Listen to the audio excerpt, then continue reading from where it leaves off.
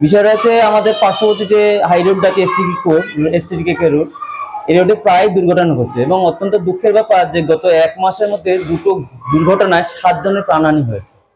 Police প্রশাসন বিভিন্ন রকম ভাবে সচেতন করবার জন্য বাইক আরোহী থেকে শুরু করে সমস্ত পথচারীদের সচেতন করবার জন্য বিভিন্ন রকম উদ্যোগ নিচ্ছে, কিন্তু তা সত্ত্বেও কোনো রকম ভাবে দুর্ঘটনার সংখ্যা কমানো সম্ভব হচ্ছে না।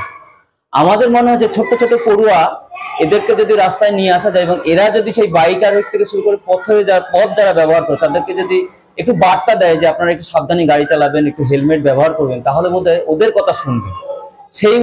সেই উদ্দেশ্যকে সামনে রেখে আমরা কিন্তু আজকে আমাদের স্কুলের 4র্থ শ্রেণীর 42 জন পড়ুয়াকে নিয়ে আমরা আমাদের স্কুলের সামনে যে রাস্তা আছে সেই রাস্তায় আমরা একটা র্যালি করি এবং তার সঙ্গে সঙ্গে একটা স্ট্রিট কর্নার করি। এখানে বিদ্যালয়ের যে শিশু সংসদের ছাত্রছাত্রীরা আছে তারা পথ নিরাপত্তার উপর বিভিন্ন রকম সচেতনতামূলক বক্তব্য পেশ করেন।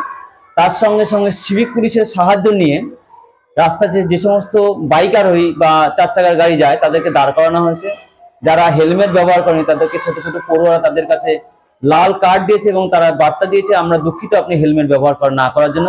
এবং যারা হেলমেট ব্যবহার করে তাদেরকেও দাঁড় করানো হয়েছে করিয়ে তাদেরকে ধন্যবাদ দেওয়ার একটি কার্ড দেওয়া হয়েছে, সেই কার্ডটা হচ্ছে সবুজ কার্ড এবং তাদেরকে ধন্যবাদ জানানো হয়েছে যে না আপনি হেলমেট ব্যবহার করছেন এই জন্য ধন্যবাদ।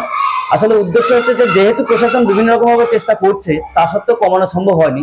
আমরা চাইছিলাম যে ছোট ছোট পড়ুয়ারা যদি একটু পথে নেমে তাদেরকে সচেতনমূলক বক্তব্য বা একটু উদ্যোগী হয় তাহলে বোধহয় অনেকটা কার্যকরী হবে। এই উদ্দেশ্যকে সামনে রেখে আমরা আজকে এই উদ্যোগটা নিয়েছি।